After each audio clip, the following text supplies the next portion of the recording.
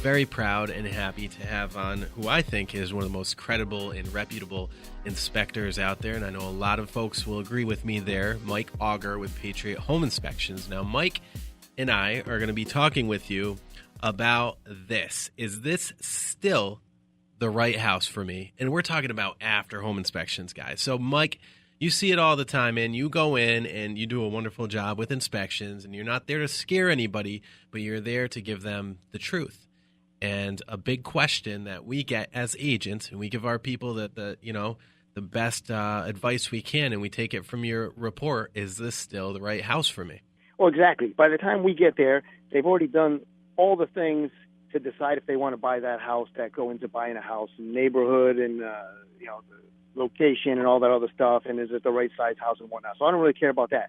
But I'm there to inspect the house. And the shortest version of what you can say my job is if that person continues to buy that house, they can buy the house and not have any surprises. That's really kind of, if you could boil what I do down to the simplest of what I do. In a perfect world, everybody wants a perfect house that is very low price with no deficient conditions, but that's really just not going to happen. Okay, every house has blemishes, even brand new construction. Absolutely. So you're going to get a list of all this stuff that we tell you about the house and condition ratings on everything in the house. And some of the items I'm going to say need repair. Yep.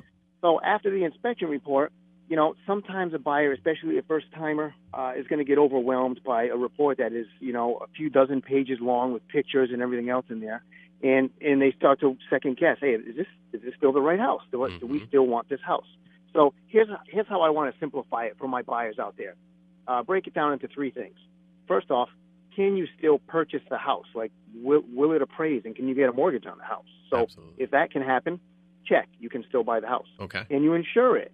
Other items that are going to stop your insurance company from giving you homeowners insurance? Because if there are, those items will also prevent you from buying the house. So those are things that would have to get remedied in order for you to continue to move forward and have this still be the right house for you. Mm-hmm. That aside, the next group of things are items that, that are going to need to be remedied for you to safely occupy the home, or items that are going to need to be remedied that will deteriorate the house if you let them go. For example, a little roof leak is not the end of the world, but it needs to be fixed, otherwise it's going to ruin everything under it, or a safety concern perhaps. And then the last thing that you got to keep in mind when you go to our home inspection report is, everything doesn't need to be fixed. So, for example, there's probably 50% of the items that we find that are deficient that aren't going to hurt anybody that lives there, and they're not going to make the house any worse if you just let them go, and you can fix them down the road as the funds become available to make those type of repairs. So if you take the first half of those items that are going to ruin the house, or that are going to make the house not insurable, or not pass the appraisal, or going to be a safety concern, if you can get those addressed in one of a couple of ways, it's still the right house. These people want to sell a house. You'd like to buy a house.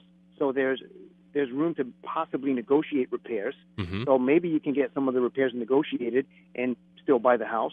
And then at that point, you take the rest of the items that need to get done right away. And if you have the money to do the repair, or can finance it doing a 203K loan or something like that, again, still a good fit for you.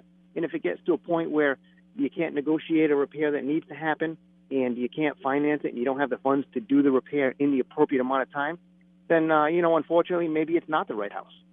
Yeah, that's kind of what it comes down to. Yep, that's some great advice. And Mike, there's a lot of inspectors out there, and when we're referring inspectors, we as realtors, we look for a couple of things. One, is this inspector going to be extremely thorough? Okay, your reports that are the PDFs with pictures, explanations, even information on stuff that there's nothing wrong with, but just like the age of things, and hey, this is how to maintain it, et cetera, along with the book that you give folks, how to maintain and keep your home and whatnot. That's one of the things we look for in an inspector. The second thing we look for is somebody that's not what we call an alarmist, somebody that doesn't go in and scare folks away, but they educate them on what exactly it is. You're not trying to substantiate a fee. And then the last thing we look for is somebody that is there and can be contacted even after they're gone and have been paid. And Mike, you get all three of those check marks, and that's a wonderful thing. Thank you so much for that really solid information.